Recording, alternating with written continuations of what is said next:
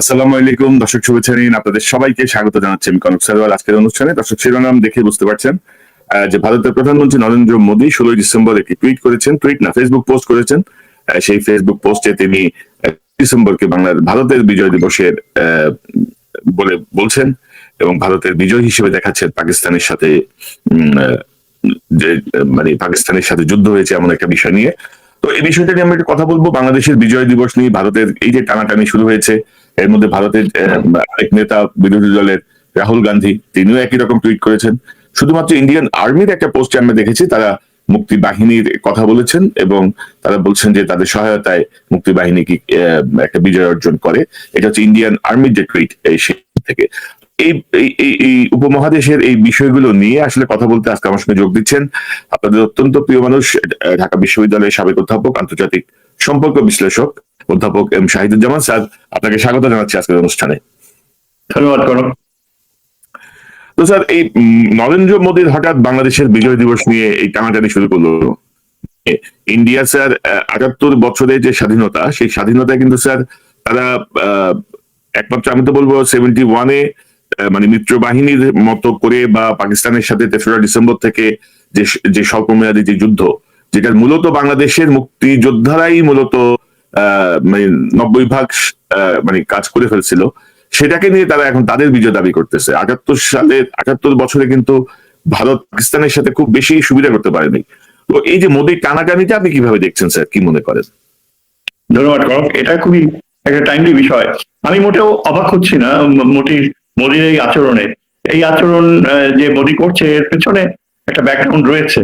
তারা গত বছর খানিক থেকে একেবারে খুবই অ্যাগ্রেসিভলি এই যে ইউনূস সরকার ক্ষমতায় এসছে তারপর থেকেই তারা অত্যন্ত একটা শ্লেষাত্মক ভঙ্গিতে বারবার বলে এসছে যে বাংলাদেশ তারা সৃষ্টি করেছে, উই হ্যাভ ক্রিয়েটেড বাংলাদেশ। এবং এটা অত্যন্ত অ্যারোগেন্ট ও অত্যন্ত মানে আপত্তিজনক টোনে তারা সবসময় এটা বলে আসে।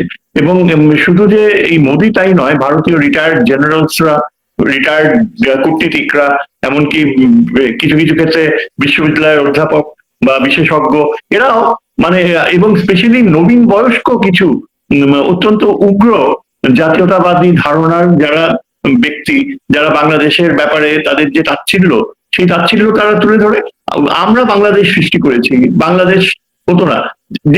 এটা প্রমাণ করে ভারতের চিরন্তন মিথ্যাবাদী চরিত্র, যেটা আমরা নেহেরুর সময় থেকে যে চরিত্র সৃষ্টি হয়েছে তার মৃত্যুর পর থেকে, সেই চরিত্র সবসময় তারা এই উপমহাদেশে নিজেদের নৈতিক অস্তিত্বকে সামনে তুলে ধরতে চেষ্টা করেছে।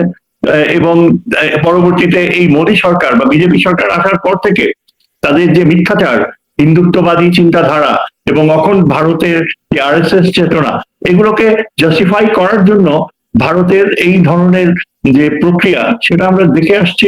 উই হ্যাভ ক্রিয়েটেড বাংলাদেশ বলার সাথে সাথেই যা চলে আসে, সেখানে আমাদের মুক্তি বাহিনী তাদের চোখে অনেকটা অদৃশ্য হয়ে যায় এবং তাদের চিন্তাধারায় এটা এই যে তাদের থিঙ্ক ট্যাঙ্ক গুলো যে বসে, আমরা প্রায়ই এই মাঝে মাঝে তাদের ইউটিউবে তাদের আলোচনাগুলো দেখি। রিসেন্টলি তাদের যেসব কথোপকথন, সেখানে তারা পুরো বিষয়টাকে মোরালাইজ করে যে যে বাংলাদেশকে আমরা সৃষ্টি করেছি, উই হ্যাভ ক্রিয়েটেড, তারা কেন আমাদের মতো করে চলবে না। এর আরো বেশি ভয়ঙ্কর যে দৃষ্টিভঙ্গি তা হচ্ছে এই যে তাদের জেনারেলসরা এখন এরকম ল্যাঙ্গুয়েজ ইউজ করে যে 1947 এর unfinished job that has not been completed even today, it is inexcusable. আমি এক মেজর জেনারেলকে শুনলাম যে এখন রীতিমতো তাদের বাংলাদেশকে দ্বিখণ্ডিত করার যে কমিটমেন্ট, সেটাকে তারা এখন একটা নৈতিক প্রলেপ দেয়, মোরালাইজ করে। 1947 এর unfinished job, it is an inexcusable শব্দটা যখন ব্যবহার করে তখন বোঝা যায় যে কতখানি তারা সিরিয়াসলি চিন্তা করছে যে বাংলাদেশের এই বর্তমান যে সীমারেখা, সেটা তাদের জন্য অগ্রহণযোগ্য।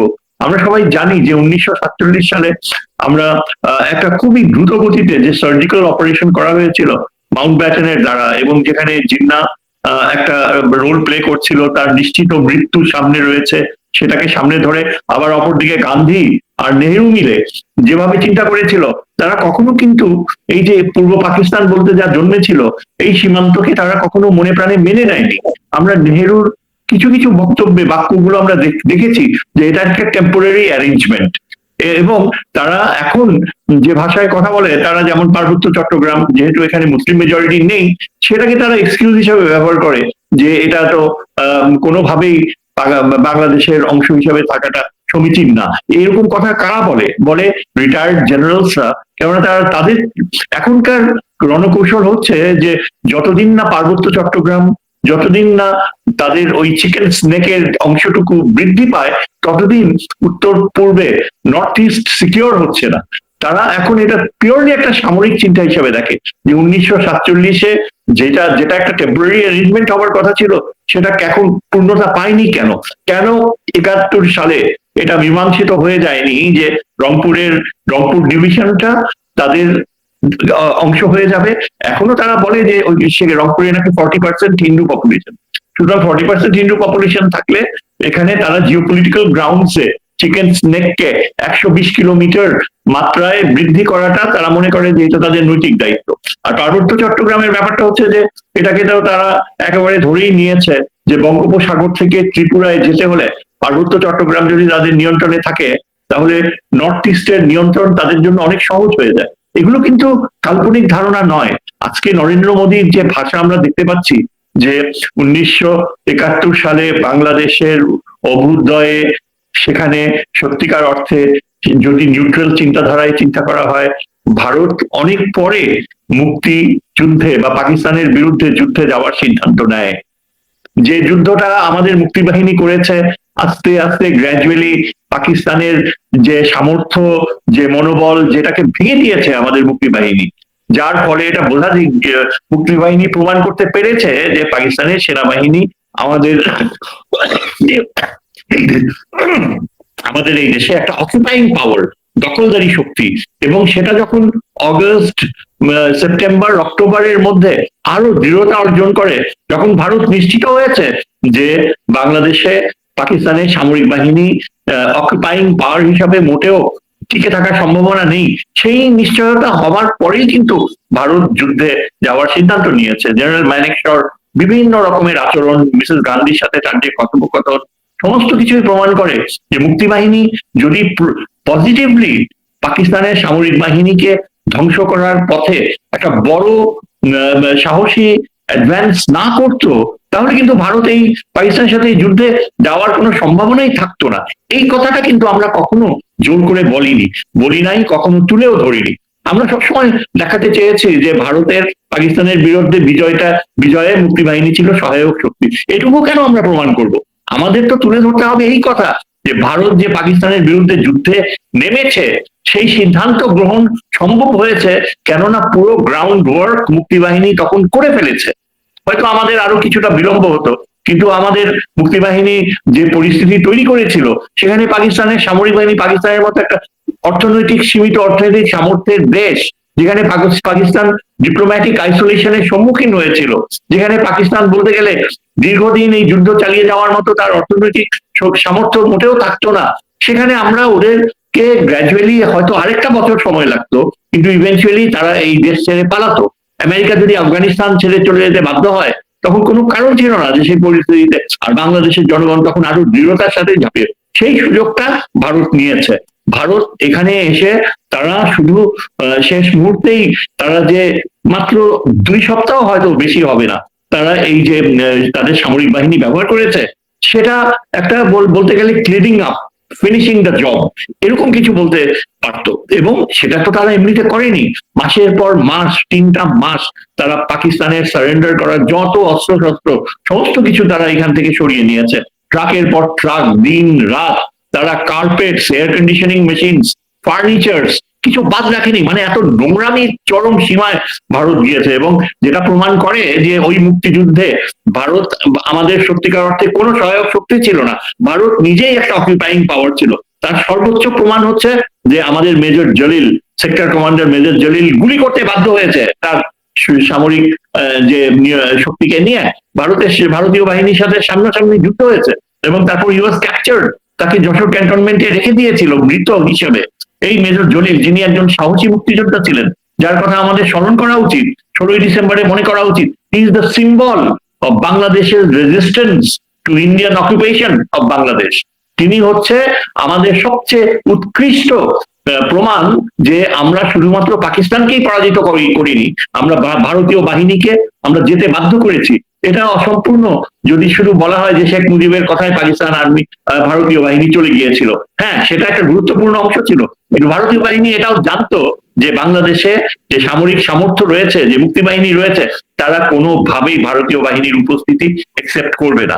সুতরাং এই বাস্তবতাগুলো কিন্তু আমাদের মনে রাখতে হবে। আজকে আমরা দেখি, আজকে এই দিনে 2025-এর ডিসেম্বরে যে ভারত যে অবস্থান নিয়েছে সেটাই স্বাভাবিক, সেটাই, কারণ আমরা জানি যে ভারতের সাথে আমাদের সম্পর্কের ক্ষেত্রে গুণগত পরিবর্তন আনা অপরিহার্য।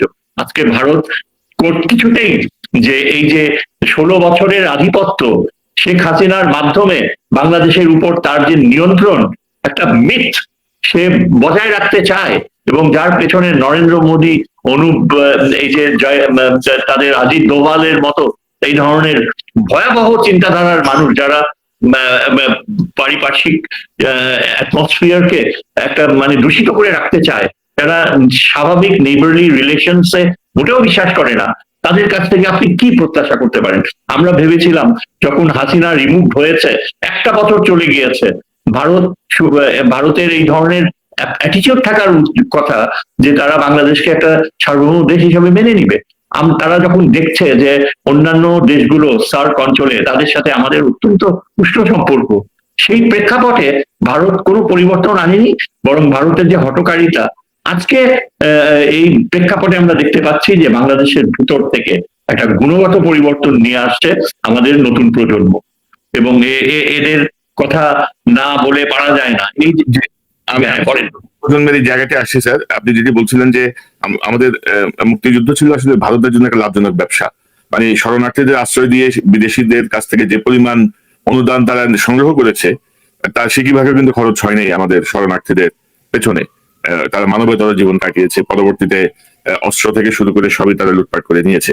তো এখন স্যার একটা বিষয় খুব আলোচনায় আসছে যে 16ই ডিসেম্বর যে সারেন্ডারের যে অনুষ্ঠান, যে সারেন্ডারের যে সাইনিং, সেখানে স্যার মিত্র বাহিনীর কাছে কেন ইয়েটা হলো? বাংলাদেশের আমাদের ওসমানী সাহেব বা আমাদের দায়িত্বপ্রাপ্ত কেউ কেন সেখানে অথরিটি নিল না? এটা স্যার ঐতিহাসিক বিষয়টা কি? কারণ এই প্রজন্মের জন্যই স্যার যদি একটু আপনি একটু সংক্ষেপে যদি একটু বলেন স্যার, আমাদের ভালো হয়। এটা আমরাও আমাদের যারা আমরা বেড়ে উঠেছি গত 50 বছরে, আমরাও কিন্তু এই বাস্তবতাটাকে কখনো মেনে নিতে পারিনি যে এখানে পাকিস্তানের সেনাবাহিনী যে ইস্টার্ন কমান্ডার সারেন্ডার করছে, সেখানে আমাদের জেনারেল ওসমানী থাকছে না, সই করছে না, পাশাপাশি বসছে না। এর ফলে আমি অনেকের মতো আমিও এই সারেন্ডার সেরিমনিকে কখনো মনে প্রাণে একসেপ্ট করিনি, বরং আমার মনে হয় আমি থুতু ফেলেছি যেখানে ওই অরোরার মুখে। ওই ছবি দেখলে আমার ঘেন্নায়, শুধু জেনারেল নিয়াজিকে না, এই ভারতীয় সেনাবাহিনী কমান্ডারকে ঘেন্নায় আমি মুখ ফিরিয়ে নিয়েছি। এই ছবিটা দেখলে আমি absolutely I just want to vomit on it. এটা সত্যিকারের ছবি না।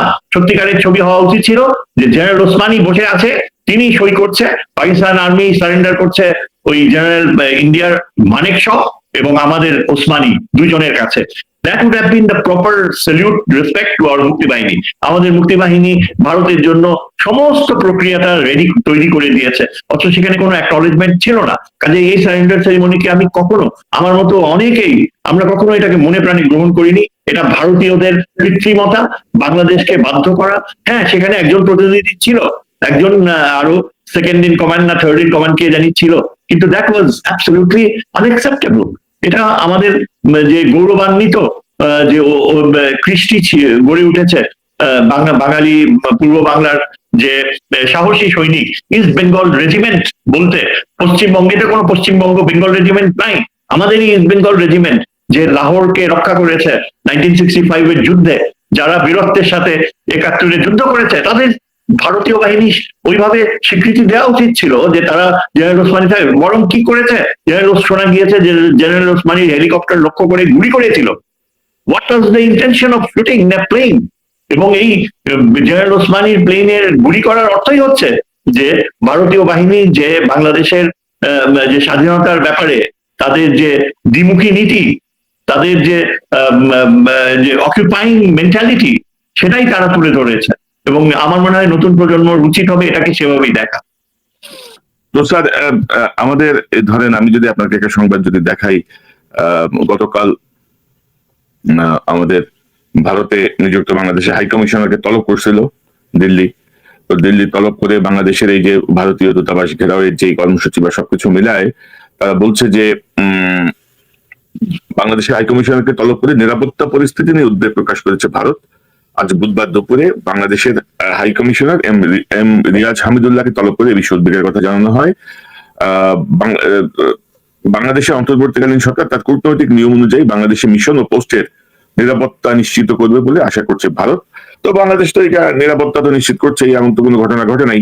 কিন্তু ধরেন স্যার, ভারত যেখানে আমাদের মানে মানবতা বিরোধী অপরাধে মৃত্যুদণ্ড প্রাপ্ত হাসিনা সহ সন্ত্রাসী গুন্ডা পান্ডা সবাইকে যেভাবে আশ্রয় দিয়ে বাংলাদেশে একটা অস্থিতিশীল অবস্থা সৃষ্টি করেছে, তো বাংলাদেশের উচিত তো ভারতের এখানকার মানে রাষ্ট্রদূতকে প্রতিদিন তলব করা। এটা আপনি কিভাবে দেখেন? এত এত মাধ্যমে কি আছে স্যার? এটা ভারতীয় কূটনীতি যে কতখানি মিথ্যাচার বাংলাদেশ ভারত সম্পর্ককে তারা যে কত বড় মিথ্যাচারের উপর ভিত্তি করে টেনে নিচ্ছে, এটা মানে এইসব এক্সাম্পল থেকেই বোঝা যায়। তাদের তারা যে বারবার আমাদের কে অ্যাকিউজ করে নিরাপত্তা, তাদের সবচেয়ে বড় মানে বড় মিথ্যাচার হচ্ছে এখানে নাকি হিন্দুদের সব মেরে ফেলা হচ্ছে, মাইনরিটিজ আর নট সে। পরশুদিনও তাদের এক বাঙালি এক ছেলে দীপক ধর নাকি নাম একটা বই লিখেছে, বিসমিল্লাহ ইউনুস সরকার নাকি এই ধরনের একটা বই। সেখানে এক বাংলাদেশের লোক, কত বড় বেইমান ট্রেটার, শহীদুল আলম খোকন নাম, সে কথা বলছিল ওই সেমিনারে। এবং তারা দাবি করছে যে বাংলাদেশে নাকি এখন মানে খালি হিন্দুদের সব মেরে ফেলা হচ্ছে, মাইনরিটিসরা সব শেষ হয়ে যাচ্ছে। এবং এত বড় মিথ্যাচার তারা যে করে, তারা কি চিন্তা করে যে এখানে বিদেশি কূটনীতিকরা রয়েছে, western diplomats R here, American, European union, তারা সব দেখে, তাদের ইন্টেলিজেন্সও রয়েছে। এবং ভারতের এই মিথ্যাচার ধারাবাহিক ভাবে চলে আসছে। কাজেই তারা যখন আমাদের রাষ্ট্রদূত রিয়াজ হামিদুল্লাহকে ডাকে, এটা একটা সিম্পলি ডিসপ্লে অফ শোভিনিজম, মানে বাংলাদেশকে অপমান করার জন্য বিশ্ব রাজনীতিতে বাংলাদেশকে কুইক প্রো হিসেবে যে আমরাও পাল্টা ব্যবস্থা নিয়ে তোমাদেরকে অপমান করতে পারি সেটা তুলে ধরছে। অথচ এখানে কিন্তু আমাদের এখানে ভারতীয় রাষ্ট্রদূতকে যে ডেকে পাঠানো হয়েছিল, সেটা একেবারে মানে বাধ্য হয়ে, শেষ পর্যন্ত উপায়ান্তর না থাকায় তাকে কিন্তু আমাদের ফরেন অফিসে ডাকা হয়েছে। এবং এখানে যেটা বলা হয়েছে যেটা সুস্পষ্ট, দুনিয়া শুদ্ধ সবাই জানে, যে প্রথমত তারা আমাদের যে একজন খুনি প্রাক্তন প্রধানমন্ত্রী, তথাকথিত প্রধানমন্ত্রী যাকে মৃত্যুদণ্ডে দণ্ডিত করা হয়েছে, তাকে শুধু তারা আশ্রয় দিচ্ছে না, তাকে সম্পূর্ণ তারা এই সরাসরি সাপোর্ট দিচ্ছে, অফিস খোলার ব্যবস্থা করেছে, ওইখান থেকে আপত্তিজনক বক্তৃতা দিচ্ছে। এবং তারপরে তারা যে ভারত যে নতুন প্রক্রিয়া শুরু করলো, সেখানে তারা এই অ্যাসাসিন টার্গেটেড কিলিংস এর ধারণাকে ভারত স্বয়ং বাস্তবায়িত করছে, কেননা এটা ভারতীয় মাটি থেকে হচ্ছে। তারা এইভাবে একের পর এক বলা হয় যে যারা ওই আন্দোলনে লিপ্ত ছিল, যেসব ছাত্ররা, যেসব বলিষ্ঠ কণ্ঠ, তাদের একজনকে অলরেডি তারা হত্যার দ্বার প্রান্তে নিয়ে গিয়েছে, আমরা জানি না সে বাঁচবে কিনা। তারপরেও অন্যরা রয়েছে লিস্টে। আমাদের এখানে রীতিমতো সাবধান বাণী উচ্চারণ করতে হয় যে আপনি সাবধানে থাকুন, কখনো মুভমেন্ট করবেন না। এমনকি আমাকেও, আমি রীতিমতো বারবার আমাকে আমার বন্ধুরা ওয়েল উইশাররা ওয়ার্নিং দেয় যে খুব সাবধানে থাকবেন, একা বের হবেন না, সন্ধ্যার পরে একা ঘোরাঘুরি করবেন না, আপনি কিন্তু টার্গেটেড। এরকম তো আমরা কোনোদিন শুনিনি। আমরা একটা স্বাধীন দেশের নাগরিক, পৃথিবীর অন্যতম বৃহৎ মুসলিম রাষ্ট্র বাংলাদেশ, ইন্দোনেশিয়া আর পাকিস্তানের পর। আমাদেরকে ভারত এরকম রক্তচক্ষু দেখায়। 1 বছর হয়ে গিয়েছে, Hasina is a condemned criminal, তাকে ফেরত পাঠালো না, না পাঠিয়ে নরেন্দ্র মোদী ও ভারত সরকার এখন এখানে টার্গেটেড কিলিং। এটা কিন্তু আন্তর্জাতিক সন্ত্রাস। আমাদের যেটা করা উচিত, এটা ডক্টর মাহমুদুর রহমান ঠিকই বলেছে যে এটা আন্তর্জাতিক সংস্থায় নিয়ে যাওয়া উচিত, আন্তর্জাতিক সংস্থায় সরাসরি বিষয়টা উত্থাপন করা উচিত যে ভারত বাংলাদেশে অলিখিত একটা টেররিস্ট প্রক্রিয়া শুরু করেছে। আজকে আমরাই পারবো সবচেয়ে ভালো আন্তর্জাতিক বিশ্বে তুলে ধরতে যে দক্ষিণ এশিয়ায় আসল সন্ত্রাসী রাষ্ট্র হচ্ছে ভারত, পাকিস্তান নয়। পাকিস্তান ভারতের দ্বারা নিগৃহীত, পানিশড, তারপর শ্রীলঙ্কা ভারত দ্বারা আক্রান্ত হয়েছে, নেপাল আক্রান্ত হচ্ছে, ভুটানকেও এখন শোনা যায় তারা নাকি দখল করে নিবে, অংশ করে নেবে, এরকম পায়তারা করছে। আর বাংলাদেশের প্রতি তাদের যে আচরণ, এটা আমরা যদি এখন এই সময়টাই উচিত, কিন্তু আমাদের এখানে আনফর্চুনেটলি আপনি দেখেন সবচেয়ে বড় বাধা হচ্ছে there is this unseen unknown fear of India, যে ভারতকে ছাড়া টেকা যাবে না।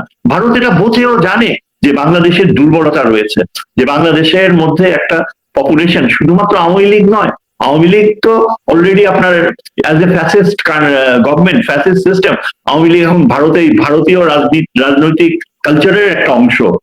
আওয়ামী লীগ কিন্তু বাংলাদেশে বিলং করে না, আওয়ামী লীগ হচ্ছে এখন একটা ভারতীয় অঙ্গ সংস্থান, এবং এদের কাজ হচ্ছে সরাসরি এখন বাংলাদেশকে ভারতের অঙ্গরাজ্যে পরিণত করা, এছাড়া আর আওয়ামী লীগকে ভবিষ্যতে চিন্তাই করা যায় না।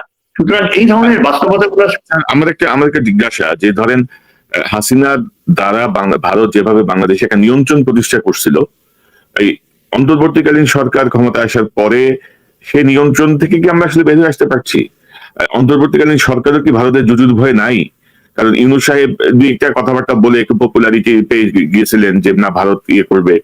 তো অনেকে মনে করেন যে ইউনূস সাহেব না থাকলে হয়তো ভারতের আগ্রাসী তৎপরতা আর একটু বাড়তো, বা মানে এইসব মিলে কি মনে করেন এই সরকার কি মানে কোনো গুণগত কোনো পরিবর্তনের জায়গায় আসছে? আমরা তো দেখি যে অজিত দোভালের সঙ্গে বৈঠক আমাদের নিরাপত্তা উপদেষ্টা 2 দিন আগে চলে যান দৌড় দিয়ে, হ্যাঁ 2 দিন আগে, মানে এখানে সকালে গেলেই হয়, উনি 2 দিন আগে যে হাজির হয়ে গেছেন। তো এই যে ধরেন বিষয়গুলো, এটা আপনি কিভাবে দেখেন? দেখেন Gourab, it is very easy to be very critical এই সরকারের ব্যাপারে। তুমি যেভাবে ইন্ডিকেট করছো যে যেভাবে তারা আমাদের স্বার্থর ব্যাপারে সচেতন নয়, সেটা বলা সহজ, কিন্তু আমি তারপরও আমি বলবো যে এই সরকার না থাকলে ইন্ডিয়া নিয়ে আমাদের অবস্থানটা কি হলো, মানে এই সরকারের কি গুণগত কি পরিবর্তন হলো, মানে ইন্ডিয়া দেখেন, হ্যাঁ আমি তাহলে কিছুটা বলি। হ্যাঁ, এই সরকারের লিমিটেশনস রয়েছে, তুমি যেটা বললা যে এই যে ডক্টর খলিলুর রহমান দোহায় গেল, তারপর কিছু একটা মানে কি হলো বোঝা গেল, কিন্তু তারপরেও আমি বলবো যে প্রফেসর ইউনূস থাকার ফলে কিন্তু একটা বিশাল রিটার্ন টু নর্মাল রিলেশনশিপ যেভাবে হওয়া উচিত সেই পথে আমরা যেতে পেরেছি। আমি তাও বলবো যে আমাদের পররাষ্ট্র উপদেষ্টার হাজারো সীমাবদ্ধতা থাকতে পারে, তার ইংরেজি উচ্চারণ বা কথা বলা বা আমেরিকা বা ওয়েস্টার্ন এক্সপেরিয়েন্স এর অভাব থাকতে পারে, কিন্তু তারপরেও আমি বলবো যে এই সরকার কিন্তু মানে সোজাসুজি অনেকটা একরোখা অবস্থান যে নিয়েছে সেটা বজায় রাখতে পেরেছে। কেননা ভারত যেটা চেয়েছিল যে প্রফেসর ইউনূসকে বিদায় করতে যথাশীঘ্র তাকে একটা মানে মানে রীতিমতো মোল্লা বানাতে, জামাতি বানাতে, সেগুলো যখন ভারত পারেনি, মোদী যখন অনেক চেষ্টা করেছে আইসোলেট করতে, আমাদের সাথে সমস্ত বাণিজ্য বন্ধ করে দিয়ে, আমাদের সমস্ত ভিসা ব্যবস্থা বন্ধ করে দিয়ে, মোদী এক্সপেক্ট করেছিল যে বাংলাদেশের অর্থনীতি কলাপস করবে, কলাপস তো করেনি, বরং আমার যেটা সবচেয়ে বড় কৃতিত্ব মনে হয় এই সরকারের, যে আমরা সামরিক দিক থেকে আমরা প্রায় পঙ্গু হয়ে গিয়েছিলাম, সেই পঙ্গুত্ব থেকে এই সরকারের কারণেই কিন্তু আমরা নিজের পায়ে দাঁড়াতে পারছি। এখন আমরা যে ধরনের সামরিক সরঞ্জাম গুলো ক্রয় করা হচ্ছে এবং যেভাবে সামরিক বাহিনীতে সচেতনতা, আত্মসম্মান বোধ আবার জাগ্রত হচ্ছে, এটা অগ্রাহ্য করার কোনো উপায় নাই। শত সীমাবদ্ধতার পরও আমি বলবো যে চীন, পাকিস্তান, টার্কি, তারপরে এই যে ইউরো ফাইটার ক্রয় করা হচ্ছে ইটালি থেকে, তারপরে এই যে এগুলো কিন্তু আমার মনে হয়, অনেকে বলে একজন বামপন্থী নেতা, বাম গুলো খুবই মারাত্মক, বামরা বলে যে খেতে পায় না কেন এইসব যুদ্ধাস্ত্র, কিন্তু এইগুলো প্রয়োজন আমাদের নিবারক গড়ে তোলার জন্য। এবং এই ইউনূস সরকারের সময়ে আমার মনে হয় যে এখন যে পাইপলাইনে আমাদের যে প্রতিরক্ষা সরঞ্জাম গুলো আসছে, ভেরি ফ্যাক্ট যে আমাদের বাংলাদেশ এয়ারফোর্সের পাইলট পাকিস্তানের বিমান বাহিনী ঘাঁটিতে ট্রেনিং নিচ্ছে, চাইনিজ বিমান ফ্লাই করবে, আমরা আশা করতে পারি যে এটা ভারতের জন্য দুঃস্বপ্ন। আমরা এটা ধরে নিতে পারি যে ভারত ওয়ার্স্ট নাইটমেয়ার যদি তাদের হয়ে থাকে, এটা এইভাবে সৃষ্টি। এখন যেটা আমাদের সীমাবদ্ধতা হচ্ছে, আমি যেহেতু একজন নিরাপত্তা বিশারদ, এখানে আমি এই সুযোগে এই কথাটা না বলে পারছি না যে আমাদের শুধু এই যে পারচেজ গুলো, এগুলো যে এই আইসোলেটেড কেনাকাটা করলে কিন্তু আমাদের নিরাপত্তা হবে না। এই যে চাইনিজ বিমান কিনলেন কতগুলা পাকিস্তানের থেকে ইয়ে কিনলেন, ট্যাঙ্ক সারাবার ব্যবস্থা করলেন, টার্কির থেকে ইয়ে কিনলেন, এইগুলা বললে কিন্তু ভারতের সাথে আমাদের নিবারক হবে না। ভারতকে যদি আমাদের ঘুরিয়ে দাঁড়াতে বাধ্য করতে হয়, ভারত যদি আমাদেরকে শ্রদ্ধাশীল হতে হয়, তাহলে অবশ্যই আর কাল বিলম্ব না করে আমাদের সাথে চীনের সাথে পাকিস্তানের সাথে মিলে যে নিরাপত্তা বিমান air defence programme, air defence coalition, হ্যাঁ, যেটা পাকিস্তান আর চীন করতে পেরেছে, যে এই গত যুদ্ধে ভারত পরাজিত হয়েছে। আসল ভারত যে কত দুর্বল সেটা প্রমাণ হয়ে গেছে চীন আর পাকিস্তানের সহযোগিতায়। এই সহযোগিতার ক্ষেত্রে আমরাও প্রবেশ করব, সেটা এখনো কেন ঘটছে না? এখানে আমি বলবো ইউনূস সরকারের ব্যর্থতা।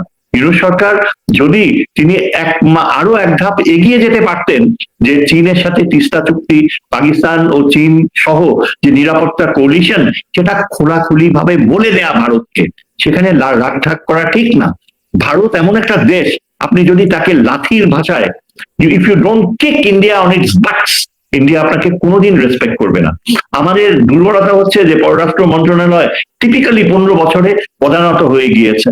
আমাদের একজন ভালো রাষ্ট্রদূত রয়েছে দিল্লিতে, কিন্তু তাকে শক্তির ভাষায় কথা বলতে হবে। এবং সে সত্য আমি এই সরকারের আরেকটা অ্যাচিভমেন্ট যেখানে আমি ভাটা পড়ছে, আমার ভয় হচ্ছে, সেটা হচ্ছে ডক্টর খলিলকে নিয়ে।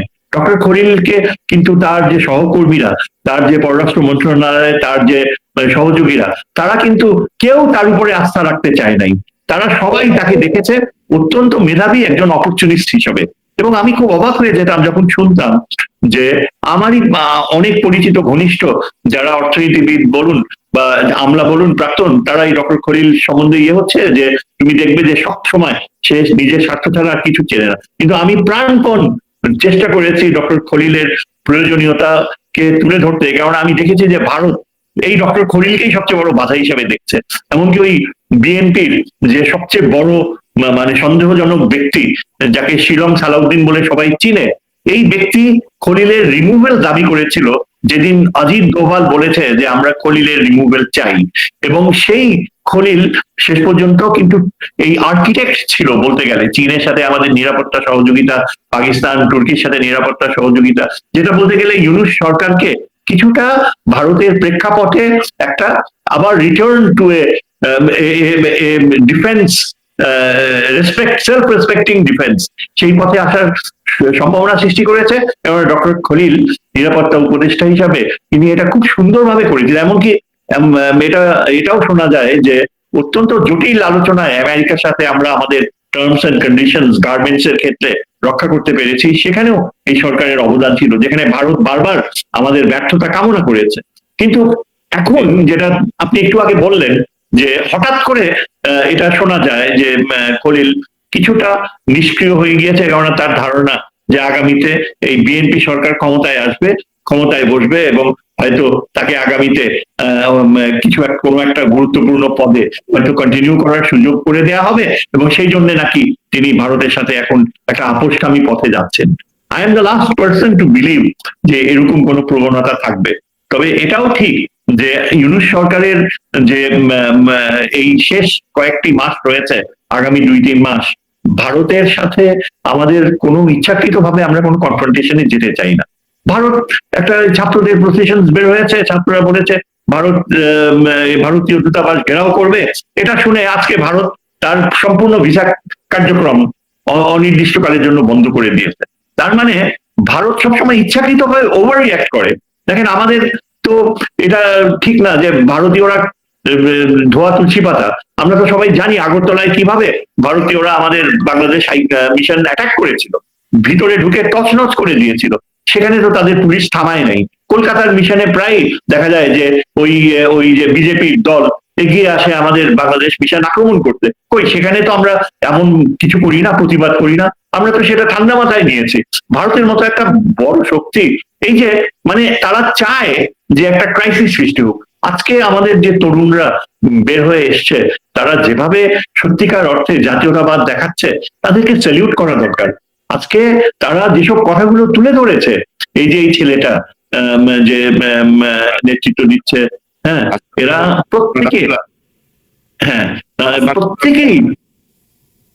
প্রত্যেকেই কিন্তু তাদের যে বক্তৃতা সেগুলো বস্তুনিষ্ঠ ছিল, বাস্তবতা ভিত্তিক ছিল। এবং সেখানে আমাদের সেনাবাহিনীর প্রাক্তন অফিসার কর্নেল হাসিন, তিনিও যোগ দিয়েছেন, আমি দেখলাম ইয়েতে। তারপর আমাদের ডক্টর মাহমুদুর রহমান যোগ দিয়েছেন। এরাই হচ্ছে বাংলাদেশের সত্যিকারের জাতীয়তাবোধ।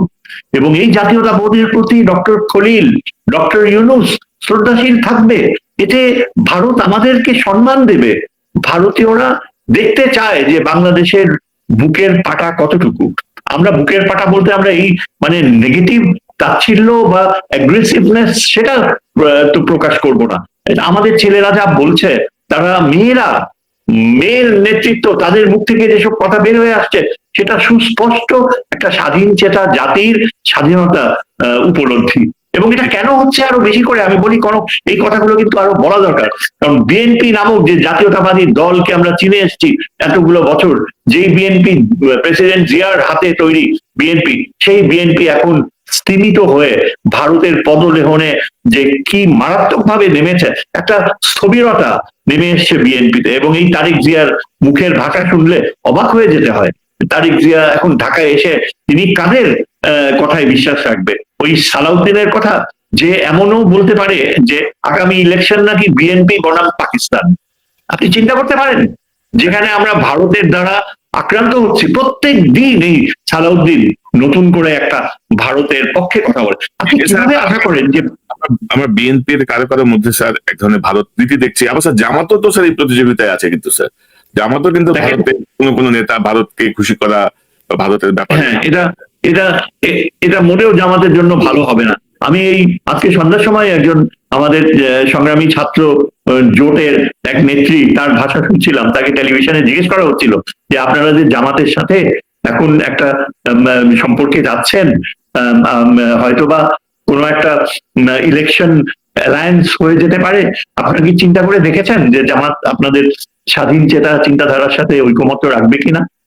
এটা খুবই ক্রুশিয়াল একটা কোশ্চেন এখন। কারণ জামাতকে চিন্তা করতে হবে যে তারা কিন্তু অনেক দূর এগিয়ে এসছে মানুষের সিম্পেথি পেতে। এখন লক্ষ লক্ষ মানুষ জমায়েত হয়। ওই শিলং সালাউদ্দিনের কনস্টিটিউয়েন্সি কক্সবাজারেও আজকে আমরা দেখেছি লক্ষ লক্ষ লোক ইসলামিক পার্টির পক্ষে স্লোগান দিচ্ছে। কিন্তু জামাত যদি এই নির্বুদ্ধিতার পথে যায়, তাহলে Jamaat will have nothing but a great slap on its face. জামাতের এখন চিন্তা করা উচিত, শুধু জামাত না, আমি বলবো যে ইসলামী ঐক্য জোট, ইসলামী অনেকগুলো গ্রুপস আছে, এরাই কিন্তু এখন শেষ ভরসা। আমি তো মনে করি আগামী পার্লামেন্ট যে ইলেক্টেড হবে, সেখানে সবচেয়ে গুরুত্বপূর্ণ প্রেজেন্স থাকা উচিত একদিকে জামাতে ইসলামী, ইসলামিক গ্রুপস গুলো একসাথে, ইসলামিক গ্রুপস এর মধ্যে জামাত সহ অন্যান্য অ্যালাইজ না, আরেকদিকে বিএনপির অবস্থান যেন থাকে একটা অপোজিশন হিসাবে, তাও একটা সংকীর্ণ অপোজিশন হিসাবে। আমি তো মনে করি আগামী 2 মাস আমরা দেখব যেভাবে এই দেশে মুসলিম লীগের কলাপস হয়েছিল, যেভাবে এই দেশে রিঅ্যাকশনারি ফোর্সেসদের কলাপস হয়েছিল, সেভাবে আগামী এই 2 মাসে বিএনপি তার আপোষকামী পথ, আপোষকামী নীতির মাধ্যমে তারাই জামাতকে সুযোগ করে দেবে। এবং জামাত কিন্তু আমার মনে হয় যে তাদের কিন্তু জামাতের একটা প্রবলেম কি জানেন, তাদের এই যে মৌলানা সাহেবরা অনেক সরল ভাবে আবার অনেক জটিল ভাবে আপোষ করে ফেলে। কিন্তু জামাতের সবচেয়ে বড় শক্তি হচ্ছে আনসিন ফোর্সেস। আপনি চিন্তা করেন, কোন এই বুয়েট বলেন, মেডিকেল কলেজ বলেন, বাংলাদেশের বুদ্ধিজীবী শ্রেণীর একটা শ্রেষ্ঠ অংশ কিন্তু চুপি চুপি জামাতকে সমর্থন করে। তারা ধর্মের প্রতি আসক্ত। এই যে ধর্মহীনতা ছিল 16 বছরে, এই ধর্মহীনতার কারণে অনেক শিক্ষিত, উচ্চ শিক্ষিত ব্যক্তিরা কিন্তু গোপনে ধর্মের পথে চলে আসছে। তারা হয়তো জামাতকে পছন্দ করে না, কিন্তু তারা মন্দের ভালো হিসাবে জামাতকে দেখে। এবং আগামী দিনগুলোতে জামাত যদি ইলেকটোরাল সাকসেস হয়, যদি কেউ ভেবে থাকে যে জামাতের পেছনে বুদ্ধিজীবী নাই, টেকনোক্র্যাটস নাই, এটা ভুল ধারণা। বরং আমি তো দেখি যে বিএনপির পিছনে শিক্ষিত টেকনোক্র্যাট শ্রেণী মোটেও নাই। BNP is a motley of opportunists. It has become a party, not a party. It has become a coalition of what you call Awami sympathizer, B team. এবং এদের নেতৃত্বে আপনি দেখেন এত স্থূলতা যে এরা নতুন ভাবে চিন্তাই করতে পারে না। আপনি এদের নেতৃত্বে এই যে ইয়াঙ্গার জেনারেশন যারা বিএনপির, এদের মূল ধর্ম হচ্ছে চাঁদাবাজি। আপনি এদেরকে পুরা টিকে আছে এই দলটা চাঁদাবাজির উপরে। এবং আগামী দিনগুলোতে তাদের সমস্ত ভাগ বাটোয়ারা হবে, সিড গুলো সব ভাগ করা হচ্ছে, সমস্ত কিছু অর্থনৈতিক লেনদেনের ফলে। এগুলো কি টিকে থাকবে? এগুলো কি সাকসেসফুল হবে?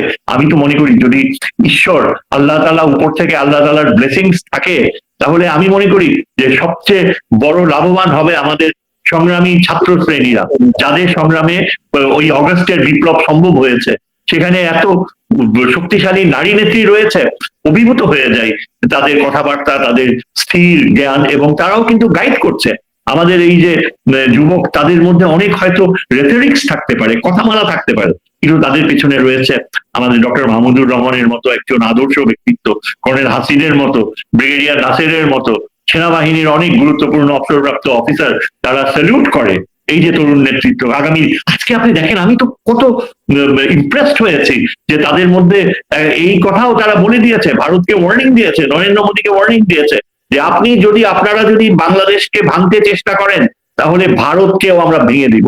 আপনারা যদি বাংলাদেশের বিরুদ্ধে যুদ্ধ ঘোষণা করেন, তাহলে আমরাও পারবো। এবং আমি কিন্তু বিশ্বাস করি আমাদের যে তারুণ্য রয়েছে, তাদের যে মেধা, তারা কিন্তু উল্ফার সাথে, ইচ্ছা করলে উল্ফার সাথে সংযোগ স্থাপন করতে পারে। মণিপুর, নাগাল্যান্ড, মিজোরাম, এইখানকার যে ইউথ, তাদের সাথে আমাদের তারুণ্য, যে পাওয়ারফুল শিক্ষিত তারুণ্য, ওই ঘুষখোর তারুণ্য না, ওই চাঁদাবাজি তারুণ্য না, শিক্ষিত স্যাক্রিফাইসিং তারুণ্য, যেটা রিফ্লেক্টেড হয় এই যে হাদির মতো যে জীবন দিয়ে দিতে যাচ্ছে বলতে গেলে, এই যে তারুণ্য, তারা জেগে উঠেছে। আজকে আপনি যদি দেখতেন যে তাদের প্রসেশনস গুলো, তাদের বক্তৃতাগুলো, তারা ইচ্ছা করলে ভারতকে ভাঙতে পারবে। আমি দৃঢ়ভাবে বিশ্বাস করি, ভারত যদি আমাদের ভাঙতে চায়, ভারত উত্তর পূর্ব কে হারাবে। উত্তর পূর্ব ভারত আমাদের তারুণ্যের সহযোগিতায় উত্তর পূর্ব ভারতে আবার উল্ফার মতো সেই স্বাধীনতা সংগ্রামীরা হয়ে যাবে। আসলে 1947-এ কি হয়েছিল, ম্যাপ কখনো একই রকম থাকে না, বরং বাউন্ডারি চেঞ্জেস। ঠিক ভারত যেভাবে বলে যে 1947-এর আনফিনিশ জব তারা ফিনিশ করতে চায়, আমরাও বলতে পারি যে 1947-এ 46-এ ফরওয়ার্ডলি প্রমিসড হয়েছিল যে হিন্দুরা সবাই সাপোর্ট করবে, যে বাংলা আর আসাম মিলে আলাদা রাষ্ট্র হবে।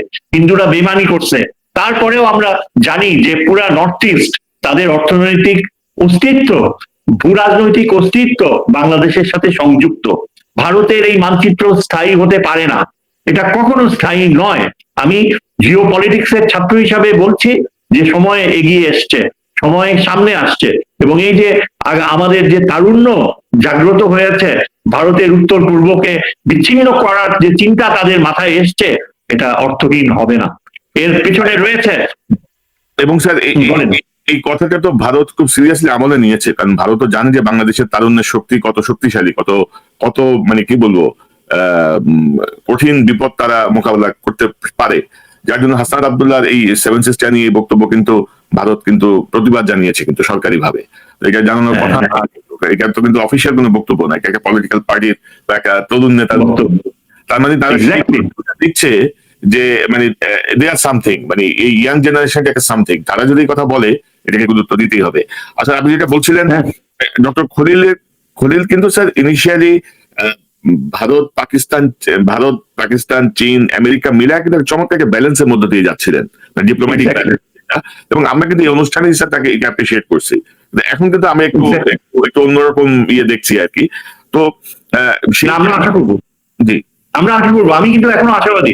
আমি জানি ডক্টর খলিলের যে যোগাযোগ রয়েছে মার্কিন যুক্তরাষ্ট্র সহ পশ্চিমা বিশ্বের সাথে, স্ট্র্যাটেজিক এক্সপার্টসদের সাথে, সে গত এই 1.5 বছরের ভিতরে যে অসাধারণ যোগাযোগ রেখেছে, তিনি যে কোনো ইচ্ছা করলে তার সেই গুণাবলী রয়েছে যে ভারতীয় কূটনীতি, ভারতীয় মিথ্যাচার এবং ভারতীয় এই নিরাপত্তার ধারণাকে সে একেবারে ধূলিসাৎ করে দিতে পারে, যদি সে এই বিএনপির এই ক্যারট দ্বারা আসক্ত না হয়।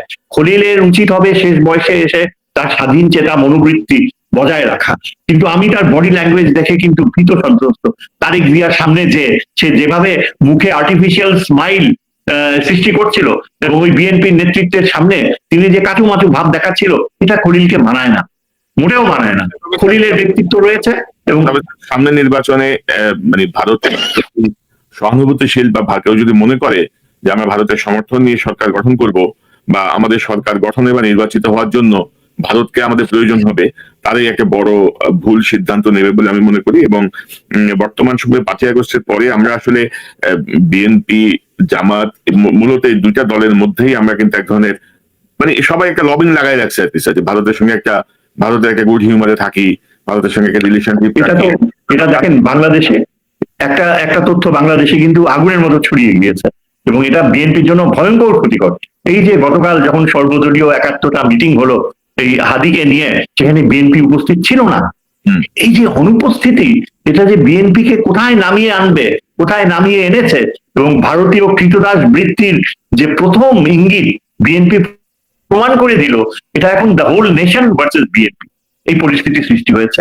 এবং এখন তারা একেবারে ঢাল লোক পিটিয়ে তাদের নেতার আগমনের জন্য অপেক্ষা করেছে, এবং it will turn out to be a big disappointment.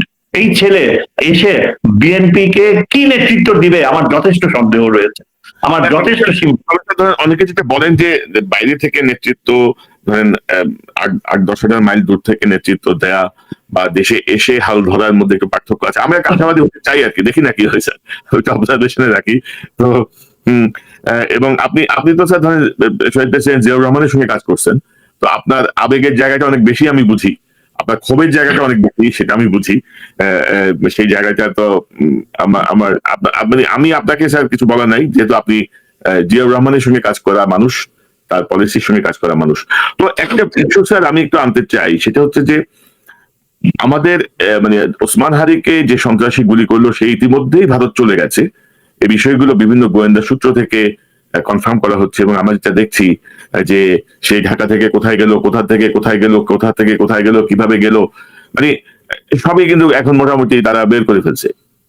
কিন্তু আপনি যদি দেখেন যে ওসমান হাদি যেদিন গুলিবিদ্ধ হলো দুপুর বেলায়, সেদিন রাত 11টা, 10:30 বা 11টায় ডক্টর ইউনূস সকল এজেন্সির শীর্ষদের কর্মকর্তাদের সঙ্গে বসে তিনি একটা কথাই বললেন যে এই অপরাধী যেন পালাতে না পারে। এবং এই বৈঠকের 3 ঘন্টার মধ্যে কিন্তু সে বর্ডার ক্রস করে চলে গেছে, according to news paper news. তো বাংলাদেশের এই যে ধরেন আমাদের এনএসআই, ডিজিএফআই, এসবি, ডিবি, এই যে এতগুলা সংস্থা কাজ করে, মানে ইউনূস সাহেব তো আসলে ধরেন আমাদের সেনাবাহিনীও ক্লিন করে নাই, পুলিশও ক্লিন করে নাই, প্রশাসনও ক্লিন করে নাই। তো ওনার এই যে শৈথিল্য, তার কি ফল ভোগ করছি আমরা? মানে আমাদের গোয়েন্দা সংস্থা বা আমাদের আর্মি বা আমাদের পুলিশ সব জায়গায় হাসিনার লোক বসা, ভারতের লোক বসা, এই শৈথিল্য আমরা দিচ্ছি। আপনি কি মনে করেন? এটা একেবারে আপনি খুবই গুরুত্বপূর্ণ পয়েন্ট রেজ করেছেন। নিরাপত্তা ক্ষেত্রে এটা যে কত বড় একটা অভিশাপ হয়ে দাঁড়িয়েছে। দেখেন, এটা তো ইউনূস সাহেব যখন বললো যে যেন ভারতে পালিয়ে না যেতে পারে, তখন কি তাকে আটকানো সম্ভব ছিল না? অবশ্যই সম্ভব ছিল। তখন আমরা এতদূরও জানি যে ওই বাইকটা পর্যন্ত আবিষ্কৃত হয়ে গিয়েছে, যেই বাইকে যেই বর্ডার দিয়ে পালিয়েছে, এবং ফিলিপ নামে এক লোক সেখানে বর্ডারে তাকে পার করেছে। কেন সেই ওই অঞ্চল, ওই বর্ডার সুরক্ষিত ছিল না আগে থেকে? কেন ডিজিএফআই আগে থেকে পদক্ষেপ নেয়নি? কেন পুলিশ বাহিনীর নিয়ন্ত্রণে থাকছে অবসরপ্রাপ্ত এক অর্ধমৃত ব্যক্তি, ওই যে খোদা বক্স চৌধুরী? তার সবচেয়ে বড় গুণ হচ্ছে সে চিরগনিয়ান। ইউনূস সাহেব চাটগাইয়ার লোক বসাবে এবং এমন অপদার্থদের এনে বসাচ্ছে যে কেউ একটা চাটগাইয়া চয়েসও কেউ অ্যাপ্রিসিয়েট করলো না। আপনি চিফ ইলেকশন কমিশনার বলেন, এই পুলিশের দায়িত্বে দেয়া অ্যাডভাইজারের কথা বলেন, কিংবা ওই যে মহিলা যে স্বাস্থ্য মন্ত্রণালয়ের দায়িত্বে, এরকম মানে বয়স্ক বিলুপ্ত বুদ্ধির মানুষকে কেন এখানে এনে বসায়? এবং যেখানে এই যে পুলিশের আইজিপি হয়ে বসেছে সেও একজন। এর ফলে কি হয়, পুলিশের মধ্যে একটা অসন্তোষ রয়েছে। তারা চায় professional police officer, they want to run their organisation. যাদের ডিউ পুলিশের আইজি হওয়ার, যাদের ডিউ ইন্টেলিজেন্স কে রান করা ইন্ডিপেন্ডেন্টলি, তারা কেন এইসব রিটায়ার্ড এই যে ফসিলদের দ্বারা পরিচালিত হবে? এবং তাই ঘটেছে। এদের কারণে ইউনূস সাহেব কিন্তু he is paying the price. এই ছেলে, এই ক্রিমিনাল ইন্ডিয়াতে হয়তো নিরাপদে পালিয়ে গিয়েছে। আজকে আমরা দেখতে পাচ্ছি যে ডিজিএফআই এর রিফর্মস হওয়ার সম্ভাবনা হতে পারতো, এনএসআই রিফর্মস হতে পারতো, যদি ডক্টর খলিল সেই ইনিশিয়েটিভটা নিত। এবং আমি এর আগে আরো বেশ কয়েকটা টক শোতে এটা বলেছি যে এখন ডক্টর খলিলের দায়িত্ব হবে, যখন ফজলুর রহমান কমিশন রিপোর্টস বের হয়েছে, বিডিআর হত্যার বিচার সত্যিকার অর্থে শুরু করার সময় যেসব ক্রিমিনাল অফিসার্স মিলিটারিতে যাদের heads should be rolling, why their heads are not rolling, why they are still in charge? Khalil কি করছে? ডক্টর খলিল নিরাপত্তা উপদেষ্টা, why he is not coming out publicly? Yunus না হয় বয়স্ক লোক, তার সীমাবদ্ধতা থাকতে পারে, but what does Khalil have to lose? He's got nothing to lose. All he has to do is show courage. এবং এখানে একটা অপদার্থ ওই লেফটেন্যান্ট জেনারেল হাফিজ, ওটাকে জাতিসংঘ পিস কিপিং রোলে গিয়েছিল, গলা ধাক্কা দিয়ে ফেরত পাঠাইছে। টিমিডিটি, হি ফেইল। এই লোককে বসানো হয়েছে সেখানে সামরিক বাহিনীর রিফর্মস এর দায়িত্ব দিয়ে। এমন এমন লোকদের বসানো হয়েছে যাদের ব্ল্যাক স্পট। কে করছে এখানে? ওয়্যার ইজ দ্য যেটাকে আমরা বলি ইয়ে রিয়েল, ওই যে স্টেট বলে না, কি স্টেট জানি বলে, ওই হ্যাঁ ওই যে ইয়ে স্টেট, লুকোনো রাষ্ট্র, আসল রাষ্ট্র, এই শব্দটা কি যেন ভুলে যাচ্ছে, যে যারা ডিপ স্টেট deep state, হ্যাঁ, the deep state is running the show. Why doesn't Dr. Khalil wake up? কারণ তিনি এখন প্রফেসর ইউনূসের সবচেয়ে কাছে। আমি তো দেখি যে আমাদের তৌহিদ হোসেন এখন আগের চেয়ে এখন বেশ ভালো করছে। আজকে সে প্রেস কনফারেন্সে সরাসরি ভারতকে বলে দিয়েছে যে আমাদের ইলেকশন কি হবে না হবে সেটা ভারতের ইন্টারভেনশন আমরা চাই না। এইটুকু বলার মতো যে তার উচ্চ পর্যায়ে নিম্ন পর্যায়ে সাহস হয়েছে, সেটা আমি অ্যাপ্রিসিয়েট করি। কিন্তু খলিল কেন এত নিশ্চুপ? খলিল কি পররাষ্ট্রমন্ত্রী হওয়ার জন্য এতই ব্যাকুল? আর তাছাড়া সামরিক বাহিনীতে রিফর্মস আনা, এখন এই যে জেনারেল ফজলু যে রিপোর্টটা দিয়েছে তার পরিণতি তো হওয়া উচিত ছিল যে immediately the process should have begun cleaning up. কারণ আজকে যদি জিজিএফআই ক্লিন আপ না হয় তাহলে কোনো আগামী ইলেকশনে আবার সেই ইলেকশন ইঞ্জিনিয়ারিং হওয়ার সম্ভাবনা রয়েছে, আবার সেই সিট বাঁটোয়ারার সম্ভাবনা রয়েছে। ধরেন স্যার আমার নির্বাচন পর্যন্ত এখন সময় আছে স্যার, এখন 50-55 দিন। তো এর মধ্যে আপনি কি রিফর্মস করবেন স্যার? কারে কোথায় বসাবেন? আপনি স্যার জীবনে কোথাও শুনছেন যে লটারি করে এসপি নিয়োগ হয়, লটারি করে ওসি নিয়োগ হচ্ছে? আপনি গুরুত্ব অনুযায়ী তার ট্র্যাক রেকর্ড অনুযায়ী গুরুত্বপূর্ণ শহরে গুরুত্বপূর্ণ দায়িত্ববান লোককে আপনি বসাবেন। কিসের লটারি আপনি করতেছেন এখানে? একজন ধাক্কা চলছে স্যার। এবং ধরেন আমরা যদি বলি ডক্টর ইউনূস তো স্যার কিছু অপদার্থ অকর্মণ্য বসায় রাখছে, এটা তো আমরা বলছি। এবং ইউনূস তার নামের সঙ্গে তার যোগাযোগের সঙ্গেও কিন্তু সুবিচার করেন নাই। বর্ডার কিলিং কি বন্ধ হয়েছে? বর্ডার কিলিং তো বন্ধ হয়নি। বর্ডার কিলিং তো এই দুজনকে গুলি করে মারছে।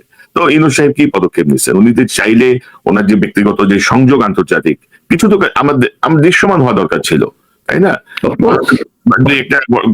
কথা ছাড়া। এবং আপনি কি মনে করেন স্যার যে বিডিআর কেউ বলছেন, আমাকে কয়েকজন বলছিলেন তাদের অবজারভেশন, যে বিডিআর এর রিপোর্টটা সামনে আসার পরে ধরেন প্রতিদিনই কিন্তু সংবাদপত্রগুলোয় এটা নিয়ে নানা অ্যাঙ্গেলে আলোচনা হচ্ছিল, নানা রিপোর্ট আসছিল ইউটিউবে, টেলিভিশনে। তো হাদির ঘটনাটা কিন্তু সবকিছুকে সাবস্ক্রাইব করে দিচ্ছে স্যার। তো এটাও কিন্তু একটা মানে তফসিল ঘোষণার পরদিনই তফসিলে একটা গুলি করে দেয়া হাদির মাধ্যমে, এবং বিডিআর এর ঘটনাকে আড়ালে নিয়ে যাওয়া, যেটাতে ঘুরে ফিরে ভারত এবং বিভিন্ন সংশ্লিষ্টতা আসছিল। আপনি কি মনে করেন স্যার এটা এখন আমাদের করণীয় কি? ইউনূস সাহেব কি করবে, কি করা যেতে পারে? আমি তো মনে করি যে হাদির ইনসিডেন্টটা এটা ক্যাটালিস্ট হিসাবে ইউনিফাই করবে ছাত্র সমাজ, যারা রাজনীতি দল করছে তাদেরকে একটা নতুন উচ্চতায় নিয়ে যাওয়ার মতো সম্ভাবনা সৃষ্টি হয়েছে। ডক্টর মাহমুদের মতো নেতা, কর্নেল হাসিন সহ, ব্রিগেডিয়ার নাসির সহ এরকম নেতা, এবং আমার মনে হয় এটা একটা শক্তিশালী সোর্স হিসাবে কাজ করবে। আজকে আমরা ওই গতকাল যে ভিক্টরি ডে সেলিব্রেশন দেখলাম, কতগুলো প্যারাট্রুপার্স লাফায় পড়লো আর কতগুলো পুরনো প্লেন উড়লো, আর অডিয়েন্সে কারা ছিল? সব এই ক্ষমতাধর আমলা এবং তাদের পরিবারবর্গ। তারা খুব স্নিগ্ধ হাসির মাধ্যমে উপভোগ করছে, অথচ দেশে একটা মরণপর, Rome is burning and this guys are playing the flute. কাজেই এখন একটা বড় ধাক্কা আসতে হবে, এবং আমাদের সামরিক বাহিনীর যে রিফর্মস, যে পরিবর্তনগুলো আনার কথা, ইন্টেলিজেন্স, এগুলো অবশ্যই যদি না ঘটে তাহলে কিন্তু আগামী ইলেকশন আমাদের সিকিউরিটি এস্টাবলিশমেন্ট মুক্ত। এবং এটাই কিন্তু ইন্ডিয়া চেষ্টা করছে। ইন্ডিয়া এখন তাদের নিয়ন্ত্রণ, তাদের ডিপ স্টেট কিন্তু কাজ করছে যাতে আমাদের এই সামরিক বাহিনীর রিফর্মস গুলো না হয়, যাতে এখানে আমরা এই কোন রকমে একটা ইলেকশন, নামমাত্র ইলেকশন করিয়ে বিএনপি কে আবার ওই আওয়ামী লীগের জায়গায় ক্ষমতায় বসায় তারপরে আবার তাদের পুরনো খেলা তারা শুরু করবে। এটাই হচ্ছে কিন্তু ব্লু প্রিন্ট, এবং এই ব্লু প্রিন্টটা মানুষ, এই দেশবাসী রিজেক্ট করেছে। বিএনপি মুখ থুবড়ে পড়বে। বিএনপি নামে যে একটা অপদার্থ দল দাঁড়িয়ে রয়েছে, এরা জনগণের বিপক্ষে অবস্থান নিয়েছে এবং এরা কিছুতেই রিফর্মস হতে দেবে না। আমি এখনো আশা করবো যে প্রফেসর ইউনূস, ডক্টর খলিল এবং তার যে অ্যাডভাইজারদের ভিতরে there are some very promising people, তারা শুধু ইলেকশন করছে কিন্তু ইলেকশনের জন্য যে গুণগত পরিবর্তন সেগুলো আনেনি। আমার ভয়ের কারণ হচ্ছে যে কিছু কিছু লোক রয়েছে যারা কিন্তু নীরবে আমাদের এই প্রক্রিয়াকে ধ্বংস করে দিতে পারে। আপনি হয়তো জানেন, আপনার নিউ ইয়র্ক থেকে আসা একজন মনির হায়দার নামে একজন অ্যাসিস্ট্যান্ট, সে তো ডিজিএফআই এর এজেন্ট, এখনো সে এখানে বসে আছে। এই আলী রিয়াজ এখনো সে তার বিরাট অর্জন নিয়ে নিউ ইয়র্ক দেশে ফিরে যায়, আবার ফেরত এসে আবার জয়েন করেছে। বলি ধরেন স্যার আলী রিয়াজের এই যে ঐক্যমত্য কমিশন একটা টোটাল ফেলিয়ার, সে কিছুই করতে পারেনি। পরে এত সমালোচনার পরে তার মেয়াদ শেষ হয়ে যাওয়ার পরে তাকে আবার উপদেষ্টার মর্যাদায় তাকে আবার নিয়োগ দেওয়া হয়েছে বিশেষ সহকারী।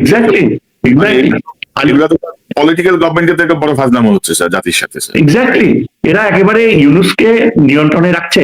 ইউনুসের কোন রকমের ভয়েস নাই। Ali Riaz has got the links with the intelligence machinery, তারা ঠিক করেছিল। তারপর আরেকজন আবার ল অ্যাডভাইজার, তাকে নিয়ে অনেক রকমের কথা শোনা যায়। আমি কিছু বলতে চাই না, সে আমার প্রাক্তন কলিগ ছিল এবং আমার খুব স্নেহধন্য ছিল এক সময়। তবে এরা যদি এই যে ইফতেখারুজ্জামান বলেন, বদিউল আলম মজুমদার, যারা কমিশন হেড করেছে, এদেরও লয়ালটিস কিন্তু questionable, because they are foreign passport holders.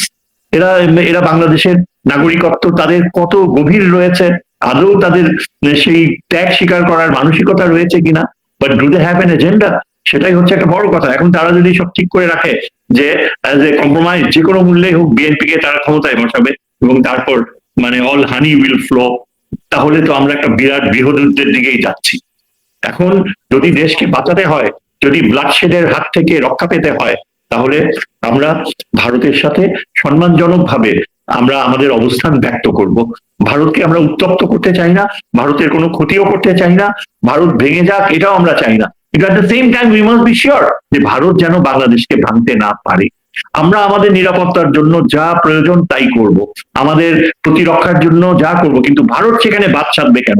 Bharat তো, আমরা তো ভারতকে বলে দেই না যে আপনাদের বাগডোগরা বেইসে কেন SS-400 ডিপ্লয় করছেন, আপনারা আমাদের ওই বর্ডারের কাছে আপনারা কেন এই রাফেল জেট বসিয়েছেন।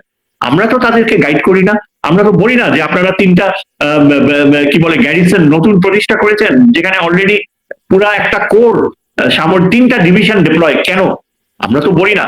কাজেই আমরা যেখানে তাদের আভ্যন্তরীণ প্রতিরক্ষায় হস্তক্ষেপ করি না, আমাদের প্রতিরক্ষায় তারা কেন হস্তক্ষেপ করবে? আমাদের সাথে পাকিস্তানের কি চুক্তি হলো, চীনের সাথে কি চুক্তি হলো, তিস্তা আমরা কিভাবে কাকে দেব, সেটা সম্পূর্ণ বাংলাদেশের নিজস্ব ব্যাপার।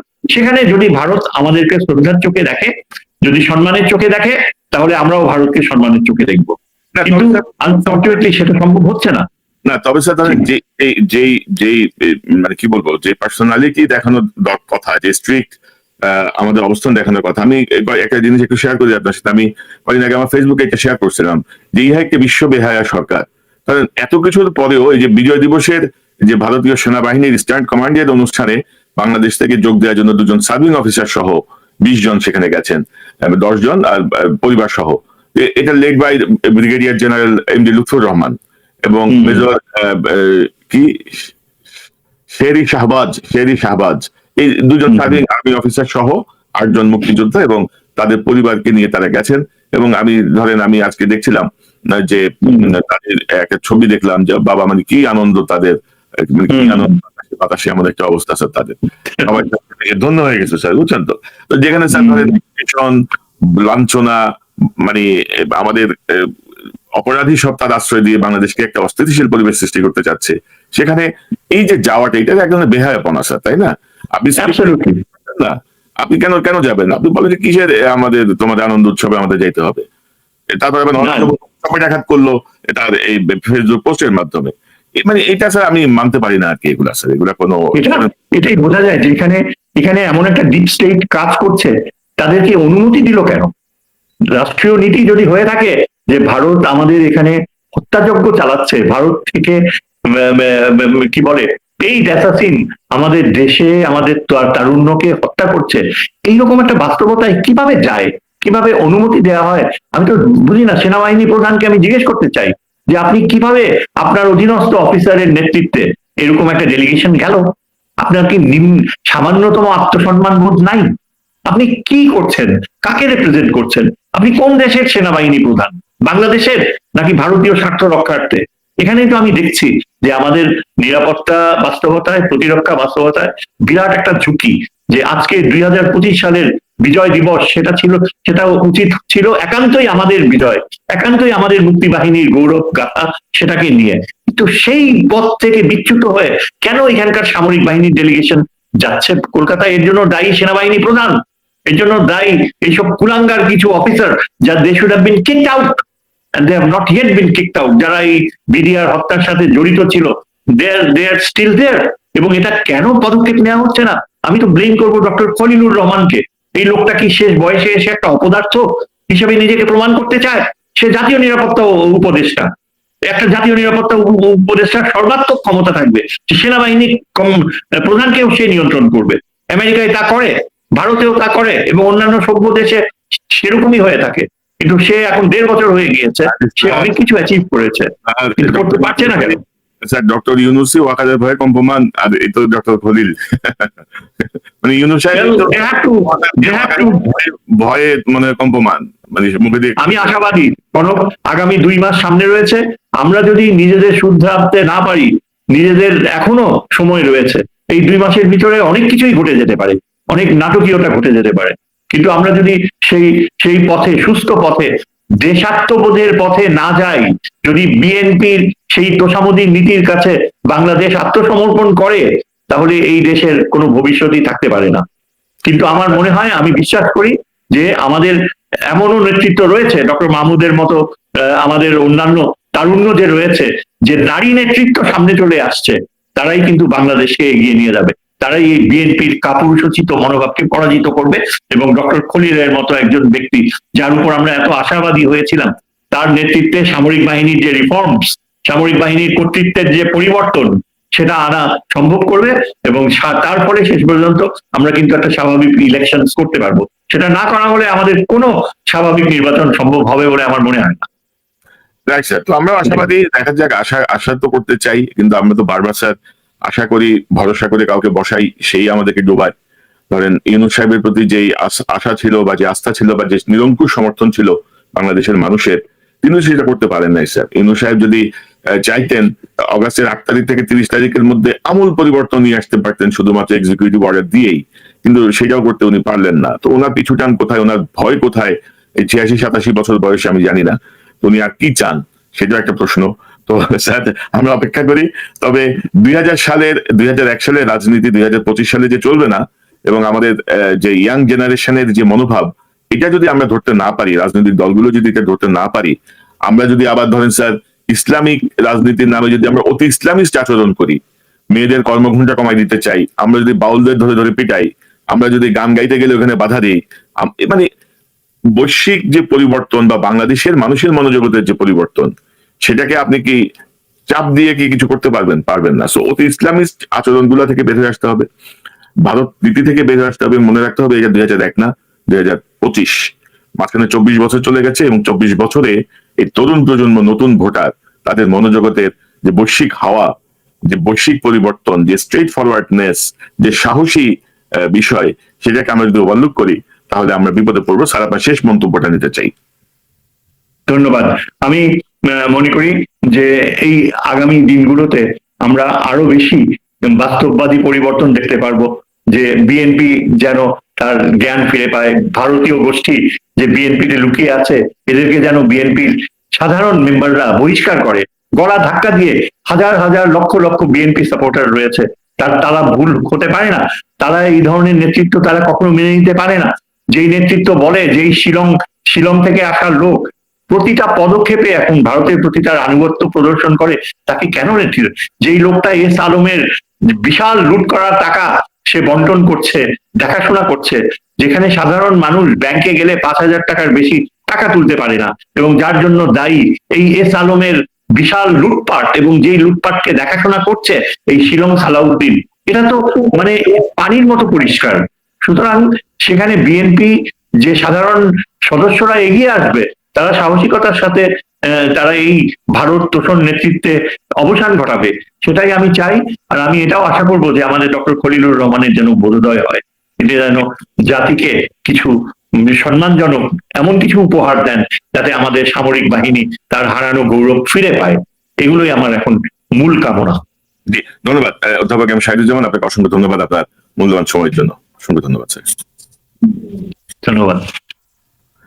দর্শক, এতক্ষণ অনুষ্ঠান শুনলেন, নিশ্চয়ই আপনার এই আলোচনার মর্মার্থ উপলব্ধি করতে সক্ষম হবেন। ভারত আমাদের প্রতিবেশী, আমরা প্রতিবেশী তো পাল্টাতে পারবো না, কিন্তু প্রতিবেশী পাল্টাতে না পারলেও প্রতিবেশীর চোখ গরম করা, গরম চোখ আমরা মেনে নেব না। অন্তত 5ই আগস্ট, জুলাই বিপ্লবে হাসিনা যেভাবে লেজ তুলে পালিয়েছে, তারপরে ভারতের এই বোধোদয় হওয়া উচিত যে বাংলাদেশের মানুষের মনোজগতে একটি আমূল পরিবর্তন হয়েছে। আপনি চোখ রাঙিয়ে কাউকে গুলি করে মেরে কোনো একটা অস্থিতিশীল পরিবেশ তৈরি করে আপনি করতে পারবেন না।